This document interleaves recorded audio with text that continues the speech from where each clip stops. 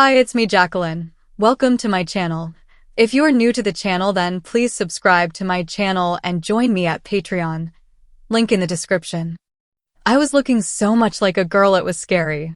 Next, I covered my eyelid with lilac eyeshadow, then used a darker hue of the same along the crease of my eyelid, and followed with an eyeliner pencil. I'd watched the girls at school as they would pull their lower lid away from the eye and darken the skin between their lashes and their eyeballs, so I tried that with some degree of success. Finally, I finished my eyes with several layers of black mascara. Next, I chose a dark pink lipstick, using it as a blush on my cheeks as well. Though I had been watching in the mirror, I really had not paid very much attention to my overall appearance. With the lipstick on, however, I pulled back and saw the whole me. Lexi was staring back in more glory than ever before. There was not a trace of Alex anywhere. So I pulled on a pretty pink dress, slid my feet into the white high heels, and danced over to the full-length mirror where I giggled and spun and tried my hand at feminine gestures. The shoes were awkward, but not so much so as I had figured, so I left the room in something of a hurry. At the top of the stairs, I slowed down a bit, held tight to the handrail, then descended as gracefully as possible. Two mirrors along the stairway brought huge smiles to my face, and the mirror in the entry did the same. While I stood there checking out the woman I had become, the doorbell rang, and I quickly opened the door to stare into the face of yet another United Parcel delivery driver.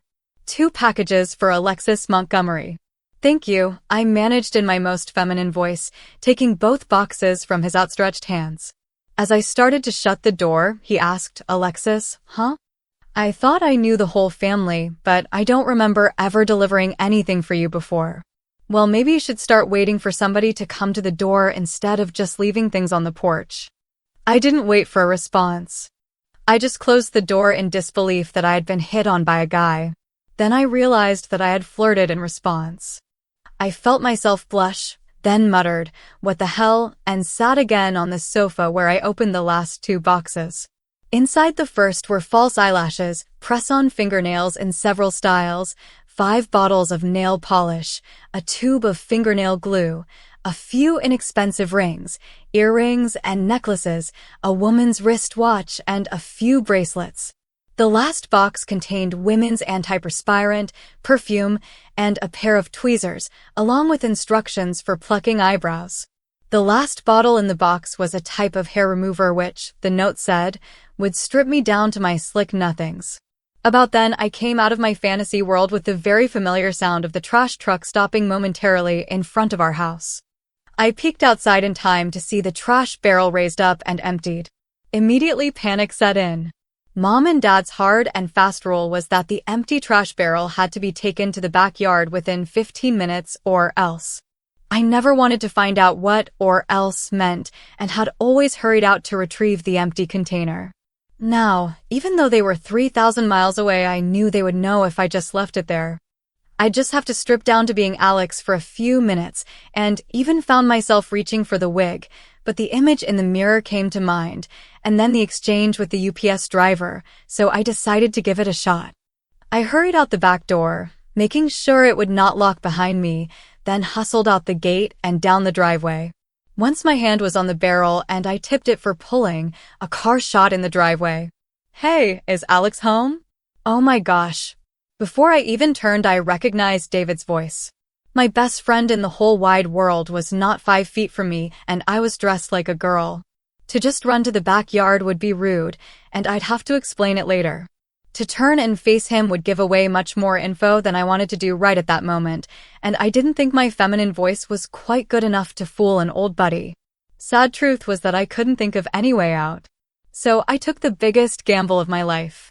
I stopped, turned to face David at something of an angle, so as to show off my girlish figure, then in the best voice ever, with a bit of a southern drawl, I said, "Why no, sweetie. He ain't home right yet." "Okay, thanks. Just let him know Dave was over, all right?" "Sure enough, will. You drive careful, now." And with that he was gone. Oh my gosh. I had passed as a girl with my best friend. Was that even possible? He hadn't said anything if he did figure it out. And as a best friend, he must have known that there shouldn't be a girl there. I didn't have any sisters, and he'd met my only female cousin, a 10-year-old tomboy. But I stood and watched him drive away and decided that Lexi, was my 16-year-old cousin from Florida. So far away we never see her much and hardly ever talk about her. Yeah, that's what I'd tell him. I wasn't back in the house 10 minutes when the phone rang. I glanced at the caller ID and sure enough it was Dave, so I answered in my regular voice. Wow, who's that hottie? What? I tried to sound like I didn't know what he was talking about. That girl that was taking your trash in. She's beautiful. You've been holding out on me, Alex. Oh, that's Lexi, my cousin from Florida. And I guess that means you were the cute guy who drove in, said hi, then left. She thought I was cute? That's what she said. So how long's this Lexi gonna be here? Probably a long time. She's gonna be here and I'm gonna be down in Florida taking care of my grandparents' place. Grandpa's pretty sick. Heart. So pretty soon I'll be going down there for practically forever, if he lives that long. Yeah, so what about your cousin? Hold on a sec. I put my hand over the mouthpiece, thought about it a moment, then took the chance of my life. Removing my hand, I said, why don't you come over after dinner, about 7:30? She said she'll be on the porch swing if you want to come over and talk. I'll be there. You can tell her. Don't be early, man. Okay, 7:30. You gonna be there too? Nope. I'll be at my aunt's house tonight, babysitting. And with that we ended the call and hung up. As I hung up, the phone rang again. This time it was Mom's cell phone, so before she could ask I pushed the talk button and said, I already brought the trash in. I was greeted by silence for a full 10 seconds before she responded, Lexi? Did you meet a boy?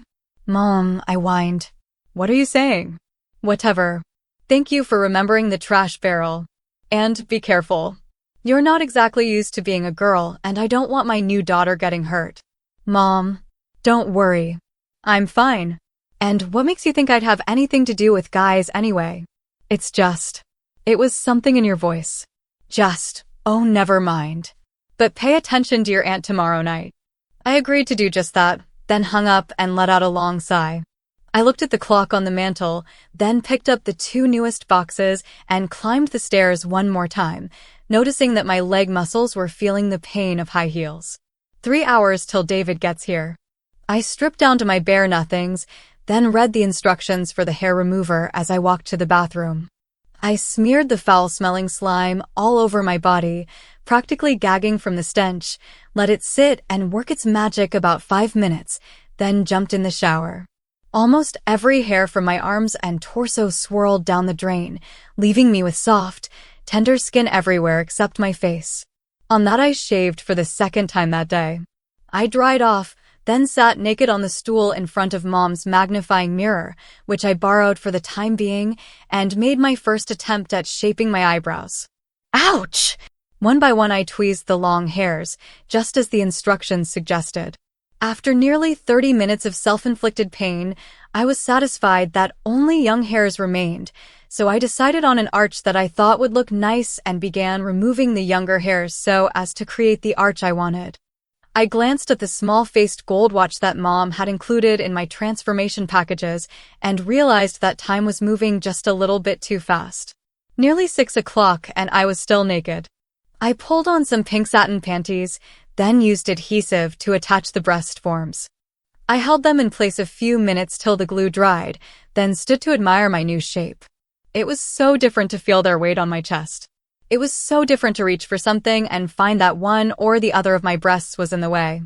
I cupped my hands over them and realized that they had picked up my body heat and were no longer cold.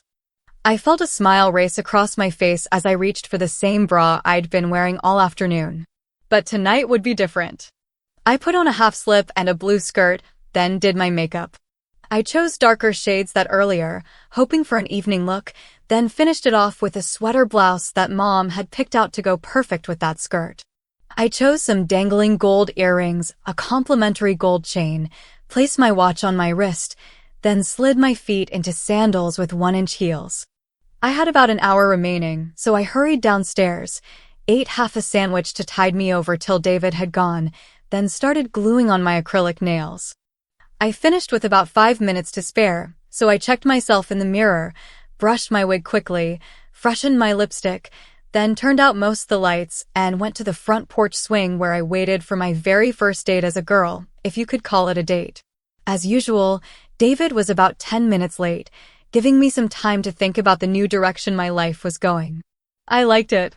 I really liked being a girl and easily decided that I didn't want to go back. Pretty soon my thoughts drifted to David. He'd been my best friend for several years, but for the first time I realized that he was my best friend because I enjoyed being with him.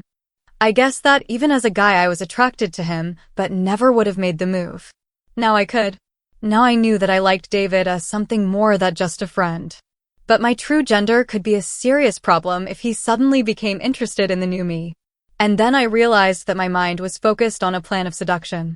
Maybe I could steal a kiss tonight if he ever showed up, but how much further could we possibly go than a tender first kiss? The light was nearly gone from the sky when he pulled in the driveway. I sat and watched in nervous anticipation. He turned off the engine, turned off the lights, and after a few moments he finally opened the door, climbed out, as if it were an effort, then strolled slowly to the porch. I didn't notice that his right hand was hiding something till he finally pulled from behind his back a small white bud vase with 2 pink roses. I stood and accepted the gift, then set it on the windowsill beside the porch swing and motioned for him to sit beside me. "So you're Lexi?" I responded with a nod, then added, "It's short for Alexis." "Cool. So the family has an Alex and an Alexis. I guess it had to happen that way since we share the same birthday.